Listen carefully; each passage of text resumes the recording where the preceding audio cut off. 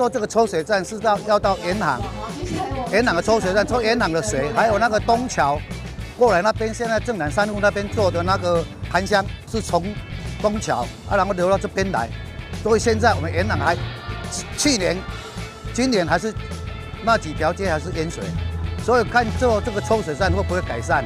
做这个抽水站呢，最大的就是我们沿航里的排水问题啦。这里的是比较低洼地区，所以我们要设置抽水站来抽水。之前已经有永康抽水站，还有永康东抽水站，这样子的抽水能力呢，对低洼地区是有不足了，所以市长就跟国土署来争取经费，争取了3.94亿元来办理这个应对抽水站。那这样子呢，就可以有效的改善整个沿航地区还有那个正南山路下来一个低洼地区的一个积淹水。市长在跟区局长的合作之下，持续的跟中央来争取经费上的补助，后续还有相当多的治水预算会拨给台南市政府来完善整个台南市政府的一个治水。掌握市政3分钟，台南进步向前冲。3、2、1，请启动！台南市永康区延州抽水站竣工启用。这个延州抽水站，事实上，是每秒钟可以抽26.5 CMS， 也就是每秒钟抽26.5吨，非常大的一个抽水量。那应该可以保护面积有达到76公顷。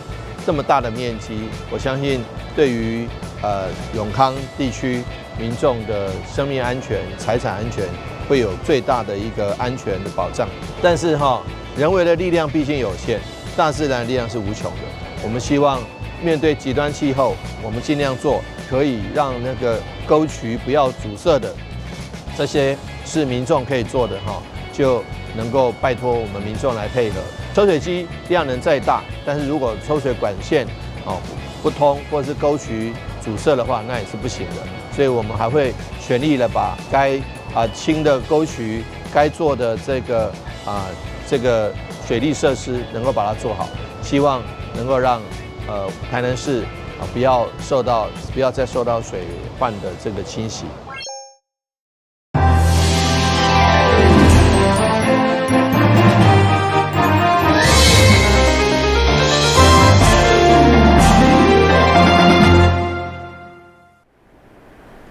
大家好，我是陈美纯，欢迎收看10月18号礼拜5的中嘉台南地方新闻。咱先来关心台南市议会定期会市政总质询。林德游泳池改建全民运动馆，经过2届流标，议员多数人烦恼进度落后。上午透过总质询了解整个计划进度，体育局长回应，因为细部的设计有意见，目前正在检讨。预计年底完成发布，工期365天，抵达完工。议员多数人争取林德游泳池改建全民运动馆，原本是专区第4座，但因为2届流标，目前专区已经有10座的全民运动馆，离完成第4座却一直延后。对此嘛，询问体育局目前的进度。咱有2处的流标啦，即马标出来嘛？无即马检讨检讨了内底有一寡细部设计的部分因为开说明会的时候地方有因的意见我提转来定改纳入来重新检讨。对，这应该的。月底你应该完成11月初1有定伫11月初1要公告。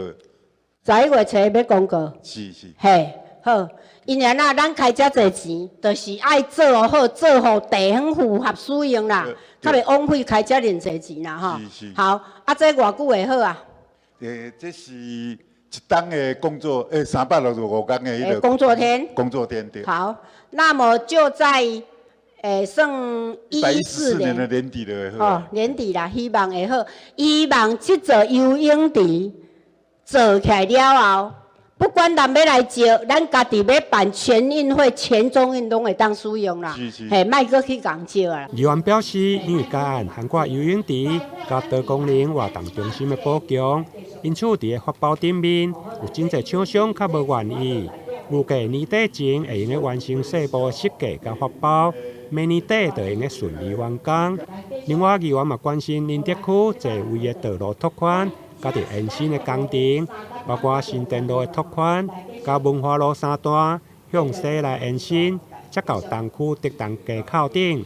因为经费庞大，目前干务局嘛正争取中央新外款道路的预算。台南新闻林根杨顺怀采访报道。议员陈碧玉争取真久的南科大型活动，总算传出好消息。迎接2024台湾电会主会长来台南，10月19号将伫南科银溪湖举办正典启动仪式。台南市政府结合南科管理局，嘛举办大型活动，有演唱会、创意市集等等，欢迎民众前往参加。议员陈碧玉对顶一届的定期会开始争取大型的活动，到南科来举办。不管是圣诞晚会，或者是跨年的演唱会，但一直拢无下落。一直到最近，市府争取到2024台湾灯会主灯，拢来台湾，确定要刷到南科，将伫10月19举办大型的关灯加点灯仪式，结合创意市集、音乐演唱会等。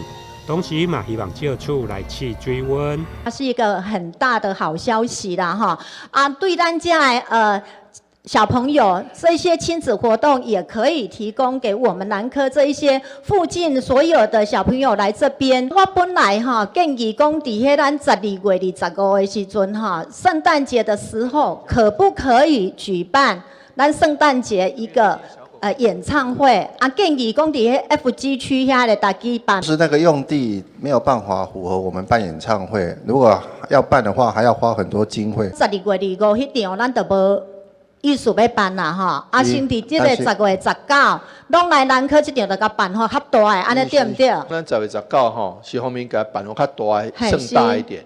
第二个方面是水温。好，如果到时候的人你看西社广场我们来都10几万，对，但是就是我们也不要用那么高的标准。那如果能够吸引很多人来的话，尤其南科那边很多亲子，亲子跟年轻人是不同的族群。对，没错。如果能够吸引很多。这个到底是要亲子多还是年轻人多？我们再来比较。除了关心大型的活动举办，另外议员嘛关心新河社内的区段征收、大楼建设、加人口密度的问题。因为临近900公尺内，就有4、5栋的大楼兴建案。议员希望都发局伫个容积率方面，要来严格把关。袂用的，互主体人口密度一直来增加。台南新闻林根杨顺怀采访报道。全台首合台南孔庙变成宣扬台独的基地吗？议员王家珍伫市政总集选会力全开，炮轰孔庙基金会执行长赵茂民，被民众检举伫倒南的时阵宣扬用台独包围中国。议员认为严重失格失德，市长回应会要求文化局调查了解。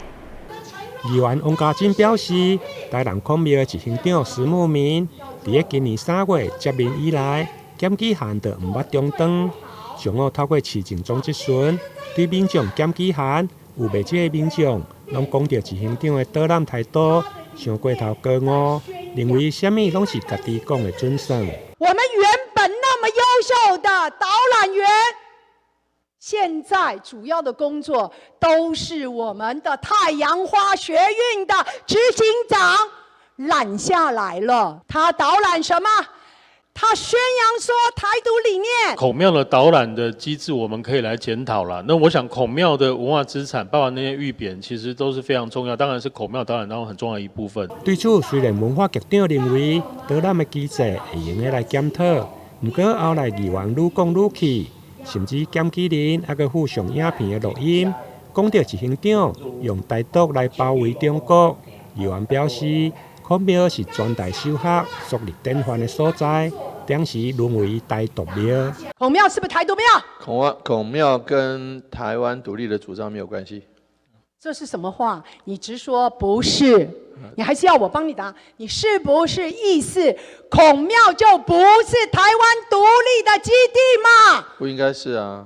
不是嘛？不应该是，不光是一个文不是化传承的地方，还是不应该是。这里该教育我们的是什么？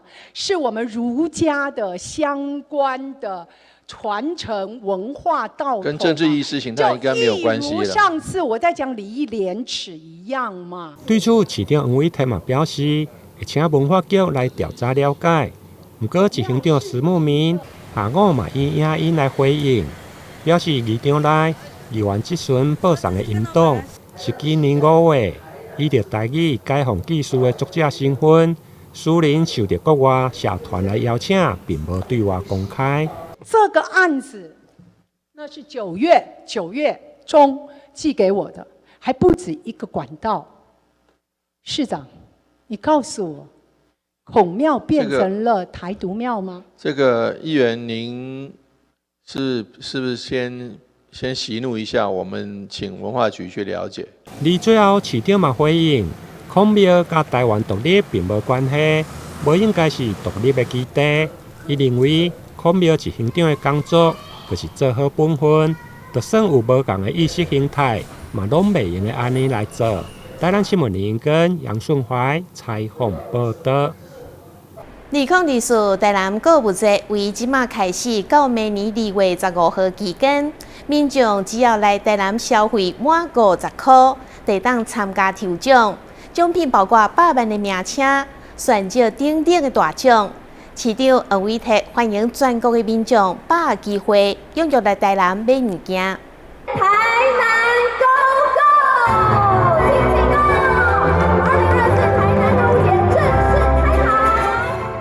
敬请购！2024台南购物节正式开跑。2024台南购物节正式起跑，市府15日伫永华市政中心举行宣传记者会，市长黄伟泰宣布活动自即马开始到明年2月15期间，民众伫台南消费只要满50块，就会当参加抽奖。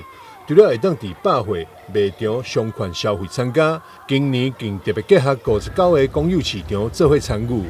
这些年来，我们台南购物节屡创佳绩，除了全国都丁告5名，现在也告5出名之外，这几年来我们更优化，除了把参加购物节抽奖的门槛从100块降低到50块，让更多好朋友的消费都可以参加之外，我们也把这个台南购物节参加的店家，譬如说在高尔夫球场打高尔夫球，也可以参加台南购物节。那打高尔夫球的费用怎么算？只要50块就可以有一个序号。那你要消费1000块，就有20个序号，这样序号的累积，所以使得消费额大的民众，他还这个中奖的机会也就更大。台南这次购物节不但降低了抽奖消费金额，更扩大了消费店家数量，同时更增加了礼品的质量，上大奖有选召甲汽车。我们今年的首奖是一个铂金钻戒那是非常物以稀为贵，非常稀有而且珍贵的这个奖项，所以呢也是首创第一次用钻戒。经发局长林永川表示，民众消费无限金额，拢会当上网登录，累积满50块，就会当得到一组抽奖资格，多多消费就有多多的得奖机会。民众只要加入台南购物节官方的来，就会当进行登录抽奖。想要了解更多活动资讯，会当上台南购物节活动网站查询。记者张世伟采访报道。中央新闻在基隆，中嘉新闻在台北，中嘉新闻在新北，中嘉新闻在桃园，中嘉新闻在台南，中嘉新闻在高雄，忠实呈现最佳新闻。每周6下午1点，请锁定高雄都会台中嘉新闻周报，带给您最在地的观点，最有人情味的报道。台湾好新闻就在中嘉新闻周报。美食出名的台南市有真侪互人思念的好滋味。台南市政府最近就辅导团商推出台南好食市线顶购物，即由虾皮甲某某等电商平台将美食行销全国。这款模式嘛是全国首创。台台南今年积极办理传统市场转型，提供多元便利的市场服务给市民大众。除了媒合Foodpanda 甲500亿进驻市场提供外送服务，并导入行动支付，予消费者拿钱寡便利。今年更搭配台南400系列活动，成立台南好食市电商平台，予全国各地民众伫虾皮购物顶面，或者是某某网站，拢有当采讲到台南的好滋味。很多隐藏在传统市场里面的一些美食啊，其实都是当地人知道，但是外地人不见得明了。那所以呢，我们借着这个机会，让很多外地人，包括其他地方的市民或者是其他地方的民众，能够了解到台南在某一个市场里面有一些好吃的这个美食哈。那大家可以看到哈，这些美食，那试试看就知道。那同时我们也辅导这些市场名摊，它能够制作一些调理包，或者是说他们的这个方便包，方便消费者携带。因此呢，今天来到非常高档的百货公司远百来看，让大家看看我们最厉害的台南市场庶民美食。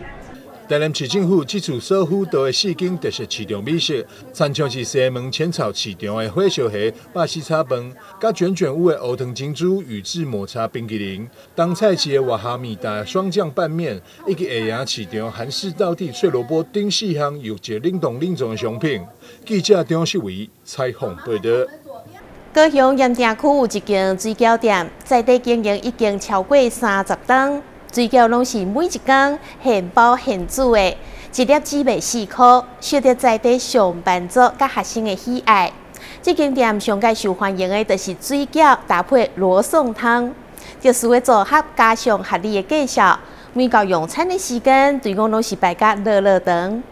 早上9点多，店家忙碌的双手就没停过，不停的煮汤备料。盐城区这家水饺店每天都是现包现煮，一颗水饺只卖4块钱。另外还有限量供应的煎饺，每天只煎2轮，卖完为止。在地经营超过30年，深受学生以及上班族的喜爱。家价钱很公道啊，也口味也不错啊，常常有来吃啊，还不错啊，还不错吃。蛮平价的吧，没有很贵。这边嘛，其实我觉得还蛮不错的，就是南部的口味这样子，价钱还蛮合理。咱物件有赚就好，有赚就好啊，无定讲有一个标准，你一定要赚偌济才会使啊，无啦，无安尼啦。咱就认为讲安尼欢喜，人去食了伊嘛感觉种。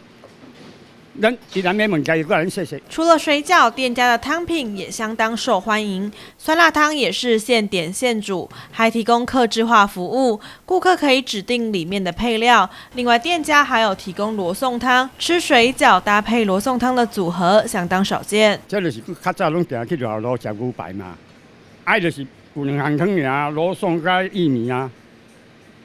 我即摆开始要卖先，我唔知要卖什么汤啊，我知影讲酸辣汤一定爱卖吧。嘛是袂使卖一项尔，即马买了就是讲牛排灌的罗宋薏米，2项要变3项汤。老板说有赚就好，希望能够用这么合理的价钱回馈给每个消费者。经营多年来只调整过1次价钱，在物价飙涨的年代，能够吃到高 CP 值的餐点，也是生活当中的小确幸。记者潘志光、陈英君高雄报道。接下来要为大家介绍一间位伫桃园 A8 巷仔内的咖啡店。店内底是头家20几年来所收藏的乌家唱片、卡带加播放的机器，吸引真侪爱音乐的人士前往交流。现在头家嘛规划新的店区，要陈设台湾经典戏剧方面的音乐，希望大家会当听到被遗忘的台湾好声音。走上楼梯，两侧墙壁挂满了黑胶唱片封面，就连吧台也是唱片造型，宛若是来到唱片行。但其实这里是一家咖啡厅，老板是位黑胶唱片的收藏家。由于家中收藏多到放不下，因而兴起了开咖啡馆展示收藏的念头，并借此机会与其他同好交流。那我自己收藏大概有20年，那这20年来里面，因为我把我家里的从客厅到房间到走廊都很多唱片。那刚好这间刚好有一个这个环境之后，我想说，那我就跟太太商量，那我把我的收藏把它移在这个2楼里面，让自己家里那就可以更宽广一点。然后唱片在这边的话，可以跟大家做交流啊，我觉得这个样对我算是一个意想不到的一个收获。包括年轻人，包括甚至一些长辈们，他们以前都有听过黑胶，然后可是毕竟因为最近大概20年、30年，黑胶都已经被等于说被在市场上消失之后，那大家对这个黑胶就觉得。就觉得很陌生，然后其实它又在某一方面，它有一些还有一个记忆、一个怀念的地方。那所以说老一辈的人，他们来这边都会很高兴。而老板20多年的收藏，并不仅限黑胶唱片，还包含了1970到1980年代流行的录音带，以及1990年后流行的 CD， 横跨1914年到2000年的声音记录，以及店内各式留声机与唱盘，吸引许多音乐研究者慕名而来，也让老板认为自己肩负着典藏研究的使命感，让大众有机会重新认识这些被遗忘在历史洪流中的台湾好声音。自己我觉得收藏20年有一种使命感，就是说我们台湾的音乐其实很多已经消失掉了，甚至还没有这些音乐已经没有再出现出来。那有机会我要说更把当时曾经在台湾发出过的声音，我会再把它找出来做一个典藏啊，自己做研究。50年代60年代，他们有一些很多唱片公司，他们只发行过一次，他们就没有再版了。那些音乐只能够透过唱片的出版，透过唱片的被出土啊，我们才能够重新听到。但是这些声音却是我们早期台湾最美的声音，留下来。我觉得这个是一个很重要的一个声音记录。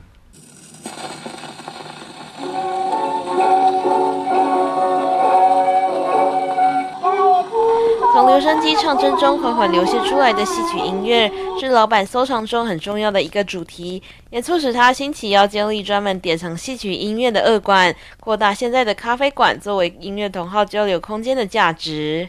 这2年因为疫情的关系，那我们这边之前有办过就是新书的分享会啦，然后甚至音乐人的纪录片啦。然后就是一些艺文讲座，我们这边都会这样子做这样子的办理这样子。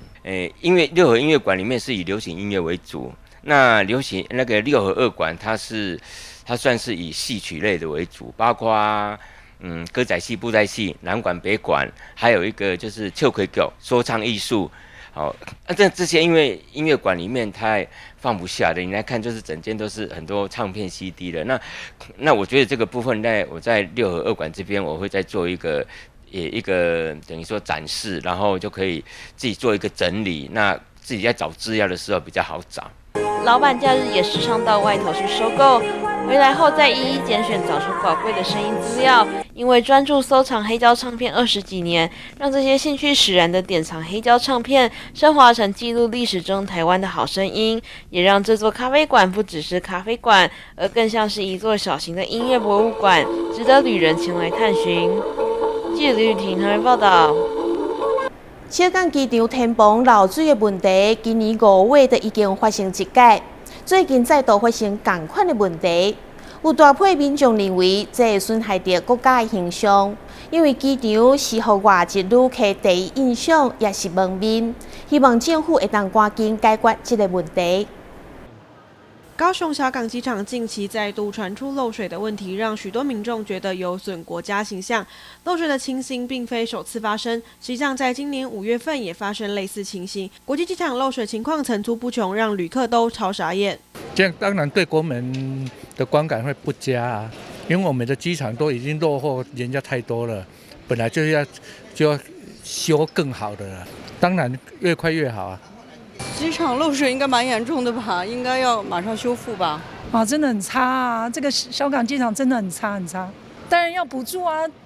我觉得高雄现在的直航的航班已经很少，再加上机场要漏水，观光客谁愿意来啊？这是国际机场，对啊，怎么会搞成很小？那真的太简陋了，真的太简陋了，真的要改善，政府一定要注意这个环节啊，真的太差了。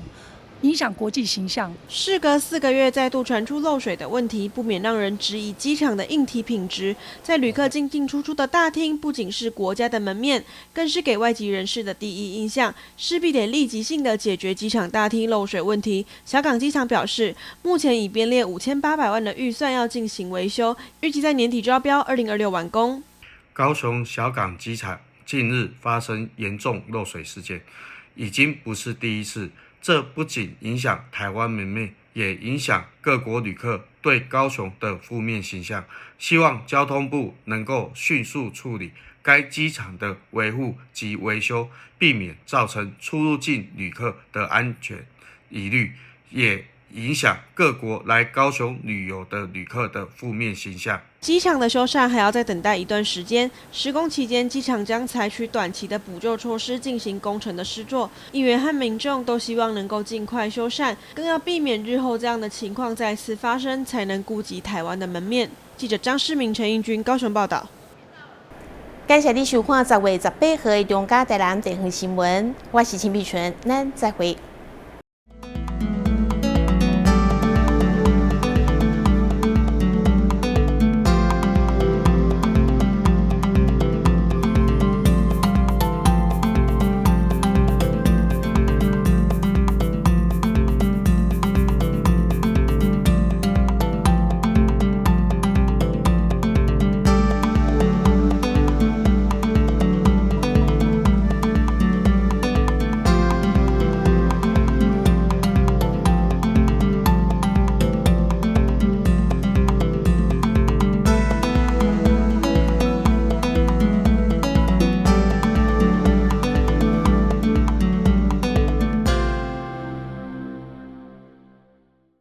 又有人上当了，有钱要进来了。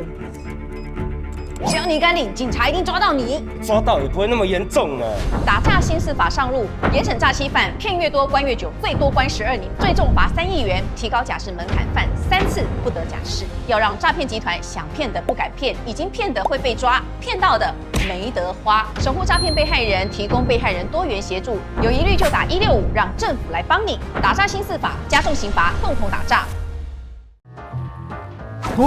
现身和投资群组，传授心法，保证获利耶！下载 APP， 投资储值。等一下，我没有开任何投资群组，这个是诈骗。打诈新司法上路，扫荡投资诈骗，严惩诈欺犯罪，最重关12年。有疑虑就打165，让政府来帮你。打诈新司法，加重刑罚，共同打诈。还记得演练抗震保密3步骤吗？我记得哦，趴下、掩护、稳住。当发现建筑结构毁损且评估不可久留时，这时要带着避难包前往避难场所紧急避难。说到避难，全民防灾1点通或消防防灾1点通 App 可以查询最近的避难收容处所及导引。发生灾害一定要冷静，更要记得以上紧急避难方式哦。避免阳光直射，距离墙面10公分以上。定期清冰箱，让内部冷气流通。温度设定26到28度，家电扇助循环。睡觉定时4小时，滤网2周洗1次，提高降温效率。更换 LED 灯具，省电50%。随手关灯，选购有节电标章、效率1级的产品。随手关灯，节能减碳，减轻地球的负担。等一下，那个杨秀慧是假账号，政府为什么不管不抓啊？国之将亡，必有妖孽。那想啊，没政府啊要是我一定立法严办严惩，增加更多的打诈工具。这边有啊，打诈新司法上路喽！每当个给我名怕公狗，严惩诈欺犯罪，最重关12年喽！全民来打诈，反诈165，反诈有你我。打诈新司法，加重刑罚，共同打诈。现身和投资群组，传授心法，保证获利耶！下载 APP， 投资储值。等一下，我没有开任何投资群组，这个是诈骗。打诈新司法上路，扫荡投资诈骗，严惩诈欺犯罪，最重关12年。有疑虑就打165，让政府来帮你打诈新释法，加重刑罚，共同打诈。还记得演练抗震保民3步骤吗？我记得哦，趴下、掩护、稳住。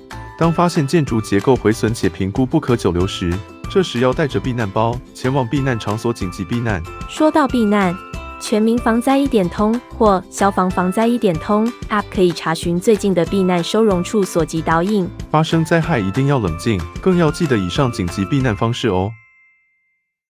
等一下，那个杨秀慧是假账号，政府为什么不管不抓啊？国之将亡，必有妖孽。那想啊，不政府啊要是我一定立法严办严惩，